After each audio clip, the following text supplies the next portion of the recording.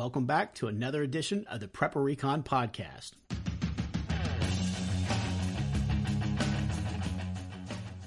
I've personally been buying gold and silver from JM Bullion for over 2 years. They offer the best prices over spot that I can find, and I've never had a problem with an order. If you're looking to trade in some of your fiat paper for real money, check out jmbullion.com today. Ready Made Resources is a trusted name in the prepper community because they've been around for 18 years. They offer great prices on night vision, water filtration, long-term storage food, solar energy components, and provide free technical service. Get ready for an uncertain future at readymaderesources.com.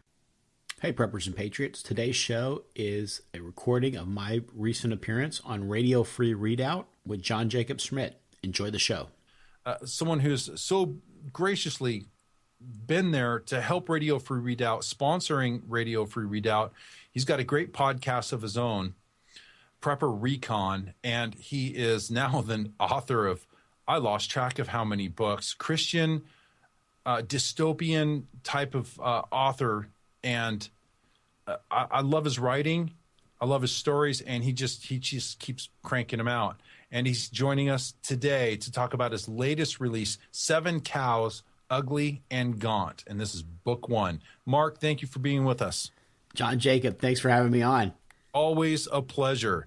Okay, you've been busy. It doesn't seem like you've had too much downtime because I didn't even know you were working on this book, this new book series, and then I got, hey, this is new books coming out, 7 Cows, Ugly and Gaunt, and I'm like, that is an interesting name for a book. And really struck my curiosity. So tell us, what are we in for? Yeah, and then the title for, and this is the first book in that series, and it's called Behold Darkness and Sorrow. So you can tell it's just going to be a real warm and fuzzy, happy puppy dogs and sunshine type of book. Yeah. Now, before we get into that, I have to comment on what you just said about us being viewed as domestic terrorists, because I just been thinking about this and this whole thing with what went on at the wildlife refuge in Oregon. It's driving me crazy.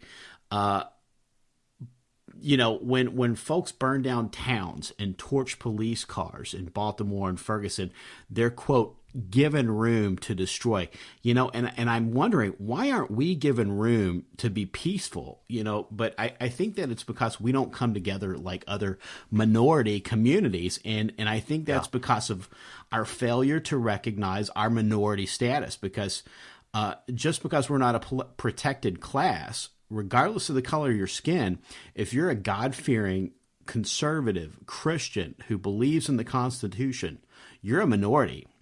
And you are, but see, you're viewed as the oppressor. Yeah, and yellow, red, black, or white, you're a problem in their sight. So just because, because we don't come together in the numbers other minorities do, I think we're getting easy to push around. Well, and also you're so right. And on that note, with the wanton destruction in Ferguson and Baltimore, not only do they just hold back, let them burn everything to the ground with very few charges and arrests, but not only do they basically restrain the authorities from being able to keep the peace, they turn around this week and announce that the federal government is suing Ferguson. I mean, nothing like putting salt in the wound. Do you think they're going to sue the FBI? No, it's the FBI is going to be investigating them for hate crimes and what I had the article. I wanted to use the exact wording, but it was just a pattern and a series of racial inequality or something along those lines. But I'm just shaking my head thinking, man, but no accountability for the lawbreakers. Now in Ferguson, when they let me back up. In Malheur, the wildlife refuge, they started out with, a bunch of cowboys and a few guys with guns saying, we're going to stay here until the end and we're going to, resist by all means necessary. Bad move tactically. Okay, but then they toned it down and said, you know what? No, we need to educate the people. This isn't about guns. We're gonna camp out here. They totally backed off from that, freely coming and going. Citizens were going out there. There was no standoff, and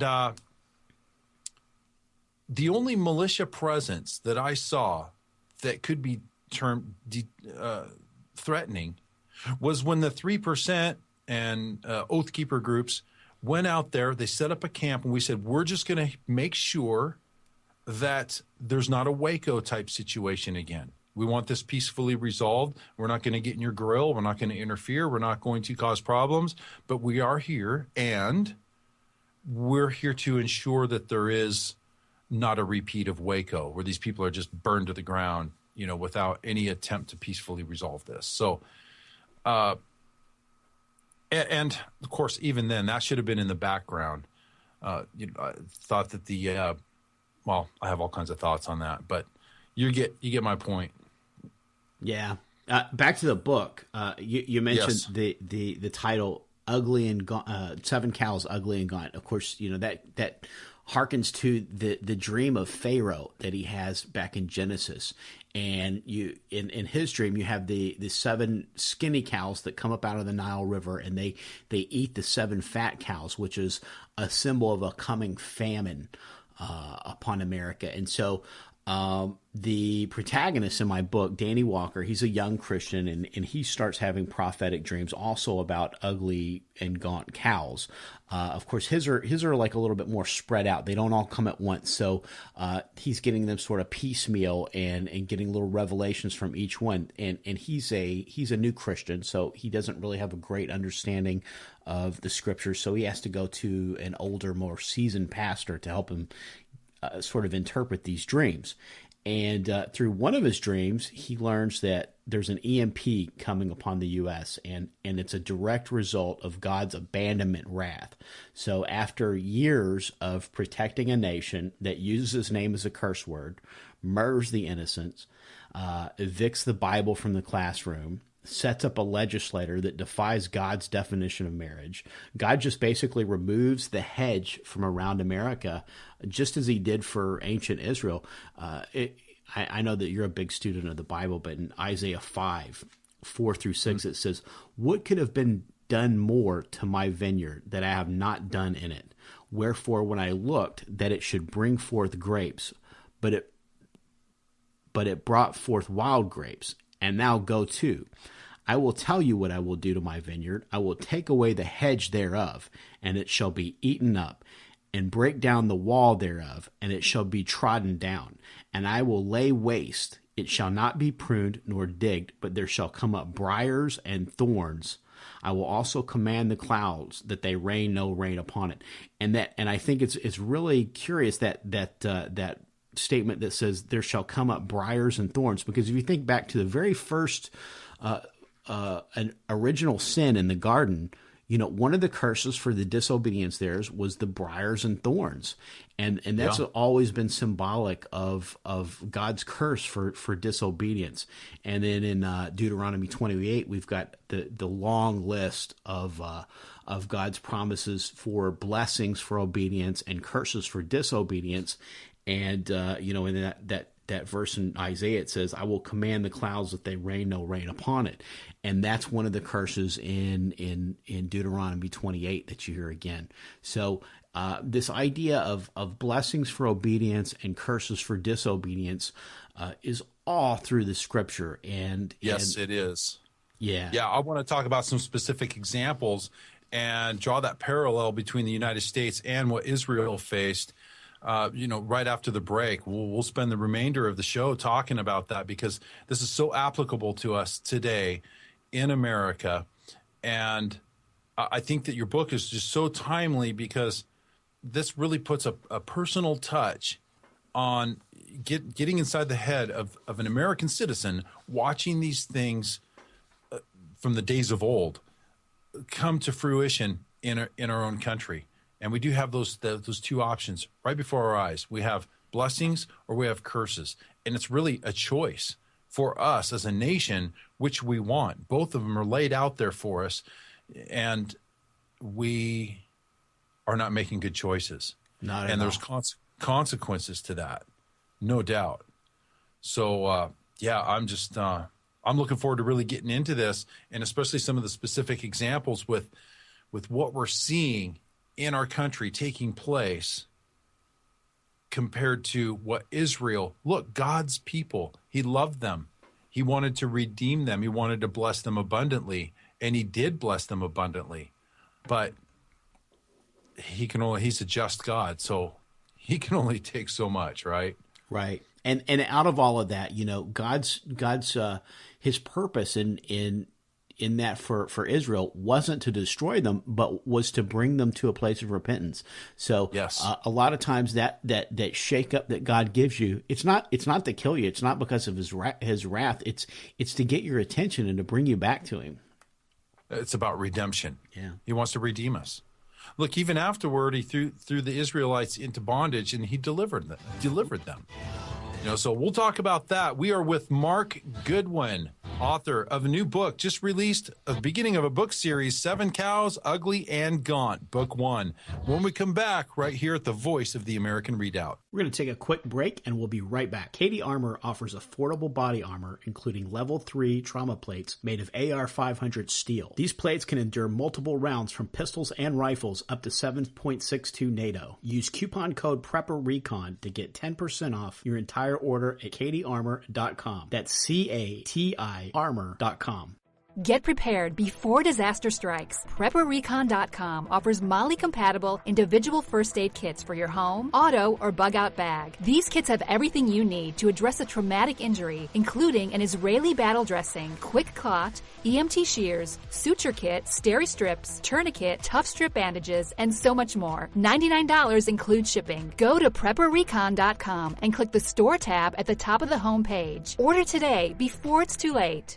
We are joined by Mark Goodwin, author of a new book just released, and it is titled 7 Cows, Ugly and Gaunt. And if you are just joining us, we're talking about the reference to the dream that Pharaoh had back in, Exodus.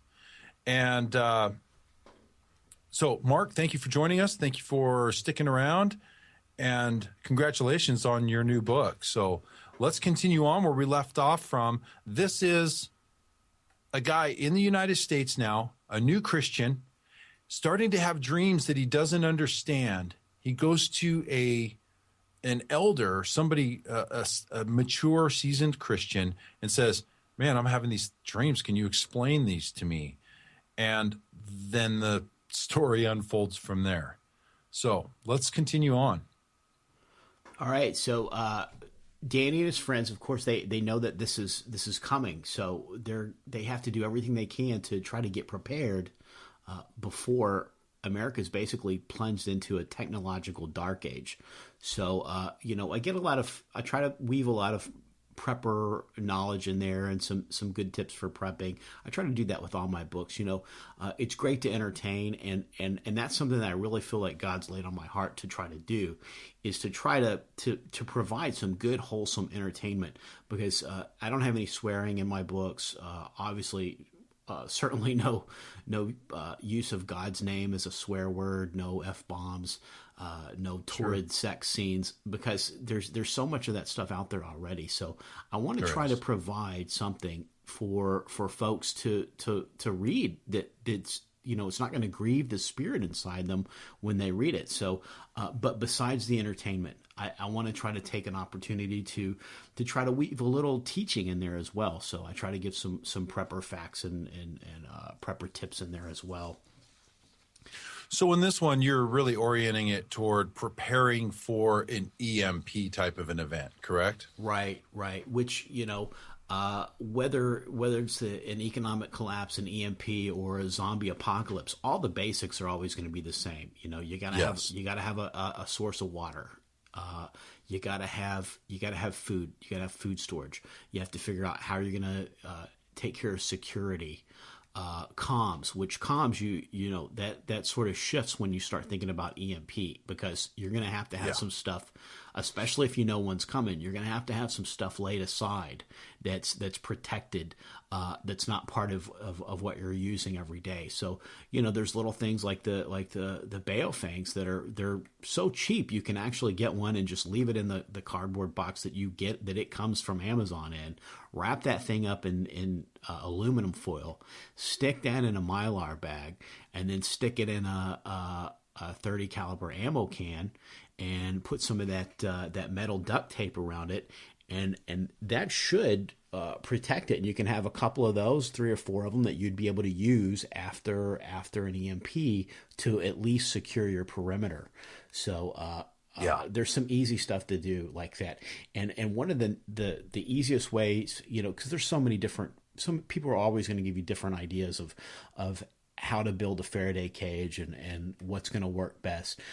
But the test is going to be if you can take a Baofang or a walkie-talkie or whatever, and you can put it in whatever your proposed EMP shield is, whatever your Faraday cage is, and you can key the mic on one and the other one doesn't pick it up, that means that you've blocked it from radio waves, which the EMP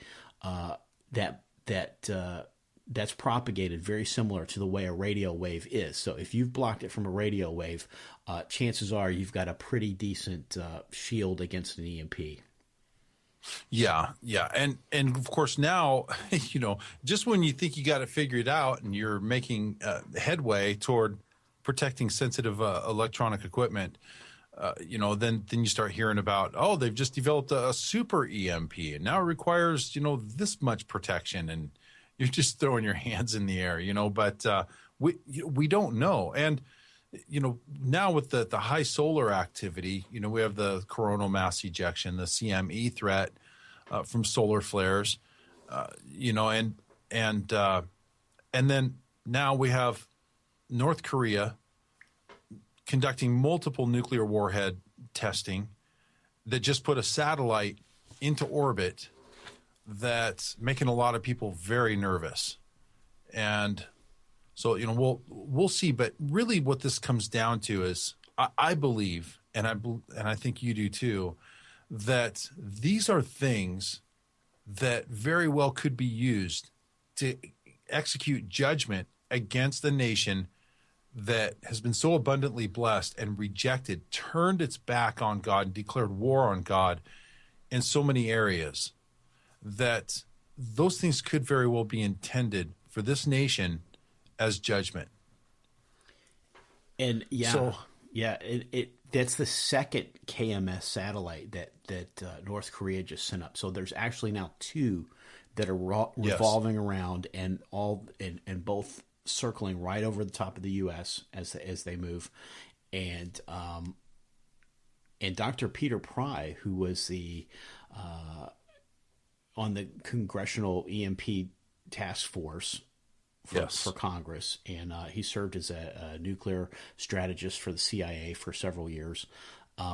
He's fairly convinced that those house the warhead that are specifically designed to generate an EMP. So now there's 2 of them. Like you said, the second one just went up right before Super Bowl. So now we've got 2 of those things revolving around us. And another thing that he's mentioned, and he fought with Congress to try to get them to fund a bill that would protect our critical infrastructure against an EMP, and it would cost about $2 billion, which is roughly what we give Pakistan, an Islamic nation that persecutes Christians.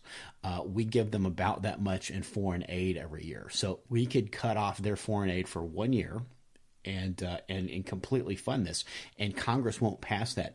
And to me, another one of the curses in Deuteronomy 28 is confusion of mind, and and when I look at Washington D.C. and when I look at our entire society, that's what I see is confusion of mind. But particularly for them to not fund something that would be such an easy fix in such a relatively for such a catastrophic threat, a relatively cheap fix.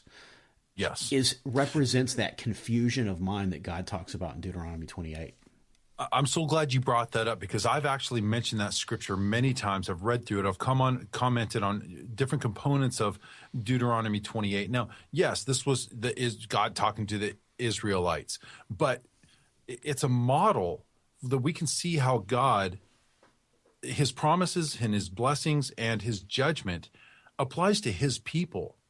And we would be just, I think, naive at best, arrogant, to think that his standards for blessings or judgment do not apply to a formerly Christian nation who's rejected him.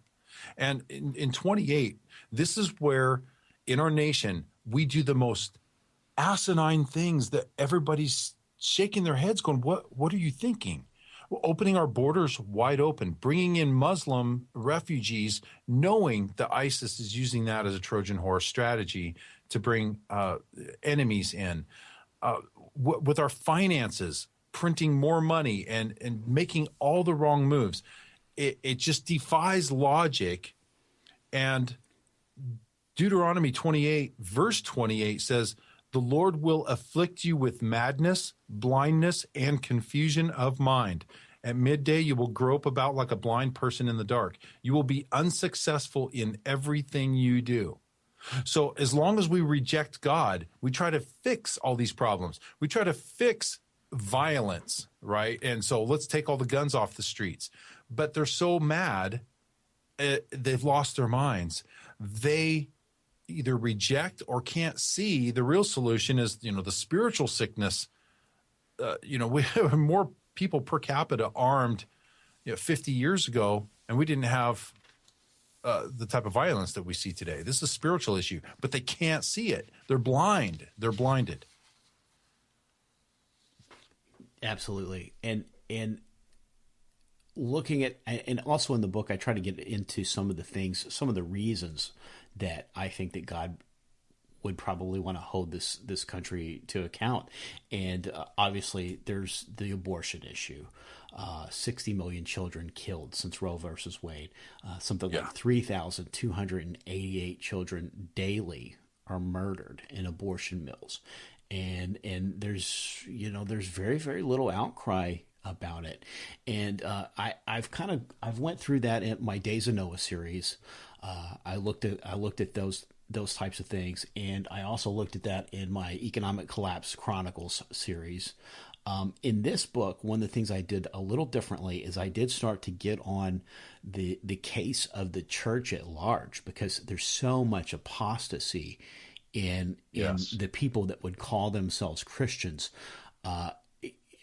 We saw so many folks that just went along with the Supreme Court ruling on gay marriage from the church community, that this basically just rubber stamped it and had nothing to say against it.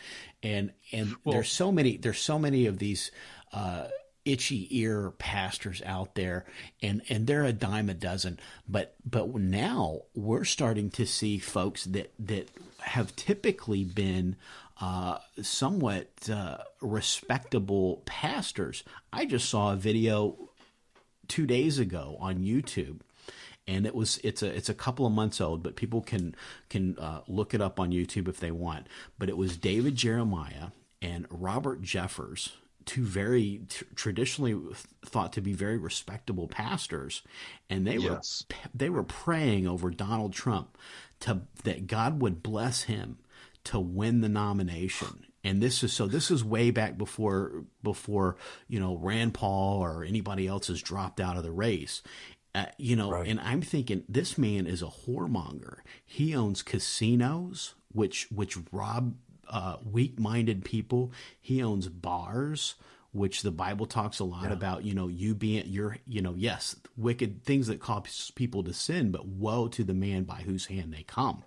And he owns strip clubs, which are often just painted over brothels. And they're not in this video. They're not praying for his salvation. They're not praying for this man to repent. They're praying that God would essentially help him win the nomination. And don't get me wrong, if Trump gets the nomination, I'll be up before the sun to go vote for him, because given the alternatives, I'd vote for Darth Vader over Hillary or Comrade Bernie. And it's not the lesser of two evils here. You're literally sending somebody into a room for the next 4 years with the hole puncher and the Constitution. So you better do everything you can to make sure the guy with the smallest hole puncher is the one that ends up in that room. Yeah, I understand that. And like I've always said, look, when the time comes, we are such an apostate church nation. When the time comes, and the solution is not in Washington D.C. ever will it be in this current state of affairs. And you still, when the time comes, need to pray about it and vote your conscience. But you're right. There's in the church we have apostasy, where they're actually condoning or accepting it, making excuses for things like, well, let's use the homosexual, example, or the Islamization of America, and accepting it and embracing it. And where you don't have apostasy, you have ignorance and apathy, where they just shrug and they don't care. And I think this is one of the most harmful doctrines that's crept into the church, is the easy way out to say, oh, well, this is a fallen world, and so what do you expect? We're not, we're just passing through. This is not our home. So it's their way of saying, hands off for me. I don't have to get in the fight. I don't have to roll up my sleeves, because even though it is a fallen world, and they're so willing to give it over and not fight and resist the devil and demonic influences in this world, that they're using that as a way to just check out and not get in the fight and not do what Jesus has called us to do, and that's occupy until he comes. Amen. And this is it's very frustrating, and we were told this was going to happen, but God's always looking for a remnant, and I pray that he will select me, that I'm worthy to be considered, to be part of that remnant, to be used by him for his glory in the most amazing times in history. And people say, man, it would be interesting to live. It'd be awesome to live in Bible times. I'm like, you are living in Bible times. Wow. So step up to the plate, get in the fight. And most of the people too, I don't mean to steal all this away from you, but you really triggered some thoughts. The folks that will not fight physically, I mean, they won't get engaged with the system. They won't protest. They won't write letters to their congressman.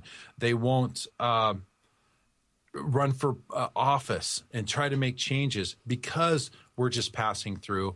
They not only are not fighting in the physical realm, those same kind of people, I've seen a trend, they don't fight in the spiritual realm either.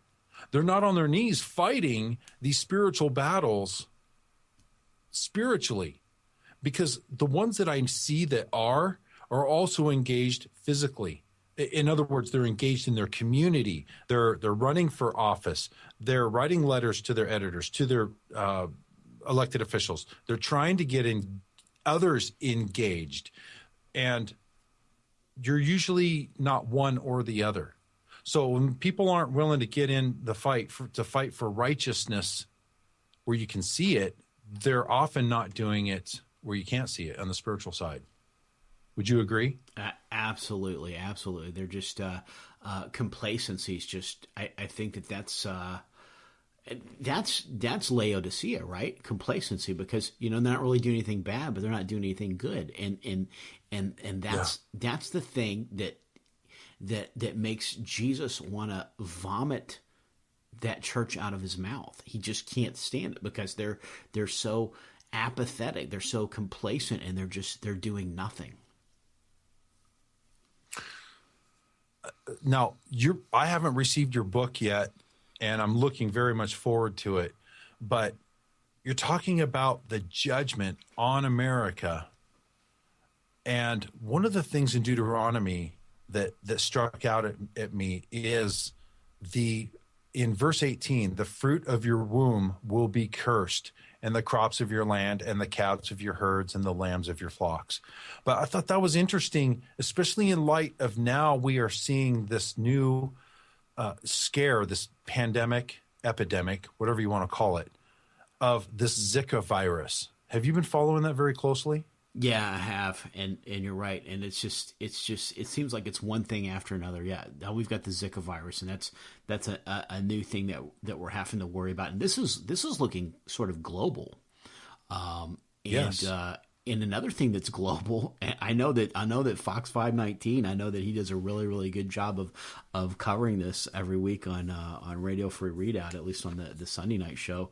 But the global economy is just absolutely tanking, and it's not just Prepper Recon and Michael Snyder over at the Economic Collapse blog and Alex Jones and it's not just us anymore. Now it's Citibank. They recently said the global economy is in a death spiral. So that's a quote. Yes. RBS, they said sell everything. Deutsche Bank said to prepare for the perfect economic storm. UBS is calling for a 30% bear market and $3,300 an ounce gold. So, I mean, these are all mainstream banks. These aren't fear-mongering prepper sites like Prepper Recon, you know. So, and you're right. Hey, well, 5 year ago's conspiracy theory is today's headlines, right? Absolutely. And I mean, I'm not getting into contrails and aliens and stuff like that. I'm talking about just many of the people that I know of that has been sounding the alarm for the longest time are not financial experts. They're the people that are paying attention to financial experts, military, political, geopolitics. They're connecting dots on their own. In other words, you don't have to be an expert specialist with a master's degree to see something's not right, that a storm is brewing. Anybody who, with their eyes open, can see something isn't right, and something bad could come from all of this, and it's only prudent, to prepare. And you get into this with your book, right? I mean, so he has advanced warning, so he begins preparing, and that starts him on his journey for preparing for this judgment that's coming.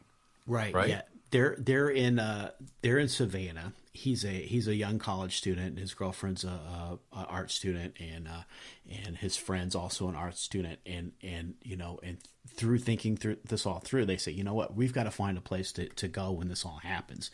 And so they start pre-positioning supplies at his grandmother's house and figuring out how they're going to get there and all of that, because without knowing when it's going to be, they can't just they can't just throw away the life that they have to go run off and hide out, because I mean, a lot of people did that for Y2K, and then they ended up feeling, maybe I made a mistake. Maybe I should have just, sort of hedged my bets a little bit rather than going all in on this, because, while they know it's coming, they don't know when. So could it be 10 years? Could it be 20 years? We don't know. So we got to continue to sort of live our lives. And that's always the thing that preppers have to go through, is they have to figure out, I need to hedge myself in case this happens tomorrow, and then I need to hedge myself in case this happens 20 years from now, because the people that go all in on either side are very, very much at risk. So that's one of the things that the characters have to deal with, is keeping it balanced. And I think that people, they let a spirit of fear push them too far in one area, and they'll get out of balance on the preparedness side, and then other people let the spirit of complacency get them out of balance on the other side of doing nothing. And I think that both of those things can end up being wrong. And it's always about trying to find balance and being prepared for whatever. Yeah, I completely agree with that. I mean, I've tried to drive that message home. I know you have as well, that you can be so consumed and sold out to the prepping side of things. You become this, super prepper, that you are so disengaged from culture, from any solutions, from the rebuilding process, all those things that would be necessary for you to have a say and what type of culture that, comes out the other side of that, you have to be engaged. I know that many, and this is what, concerns me, is many just have a hunker down mentality, and then they're going to survive this thing, come out the other side of it, and then go back to life as normal. Like somebody else is going to fix it or rebuild some society for them to come out of on the other end. But that somebody has to be those patriots, those that want to ensure that Americanism is revived, reinstituted. Because here's the problem. Somebody else is already planning what that afterward is going to look like. And it does not have anything, it does not look anything like Americanism or American heritage in mind. So I think the patriots need to be thinking about that rebuilding process too. The prepping is to get us through an event so that we can start, rebuilding the walls of Jerusalem afterward. Right. And now on the subject of prepping and doing a balanced prep, I did write a book with David Kohler. It's called The 7-Step Survival Plan. And it's all about trying to get your prepping in order, and because it's such a daunting task when you first wake up to the need to prepare that people get overwhelmed. So we try to break that all down to a step-by-step process where everything's prioritized. This is the most important thing. This is the second most important thing. This is the third most important. And you do all those things in orders, and you're becoming progressively more prepared as you're doing each one of those things, and it's breaking it all down into small bite-sized tasks so you can actually accomplish them. And what I'm doing for the new book, for 7 Cows Ugly and Gaunt, Behold Darkness and Sorrow, book 1, is we're having a contest. We usually have a big giveaway on prepperecon.com every time a new book comes out, and so this we're doing that again. So what we're going to do is one first prize winner is going to win a Prepper Recon individual first aid kit. So you'll win. Nice. It's a nice Molly compatible kit, and it'll be in your choice of colors, whatever color your gear is. We got Coyote, ACU, OD green, black, whatever color all your stuff is, it'll match. And that hooks onto a Molly vest or a Molly pack, and it's got Israeli battle dressing, quick clot, suture kit, EMT shares, tourniquets, all that stuff in there, like a very comprehensive trauma kit. Okay, so we're running out of time real quickly, like we always do. Yeah. So I just want to point the new book. We also have it posted at radiofreereadout.com. If you click through the Amazon link, then that also helps support Radio Free Readout and awesome. Mark. But when you go to Amazon, you'll see, I just looked it up, and there's all the instructions right there for entering into that contest. So not only get the book, but a chance to get other gear as well. Right. So, and then just talk about your website and your podcast real quick too, so folks can go and learn more about what you have to offer. Sure, and you can go to the website, it's prepperecon.com, and you'll learn about the giveaway, and everybody that enters is going to get a free PDF copy of my 7-Step Survival Plan. So that's a big thing. Everybody wins, and it's easy. You just leave a review for Behold Darkness and Sorrow, and you send me an email at prepperecon@gmail.com, and we'll have the drawing on March 12th. Perfect. That is really good. And that 7-step plan also is right there at Prepper Recon as well, correct? Right. Yeah, but if you enter the drawing, you're automatically going to win that for free.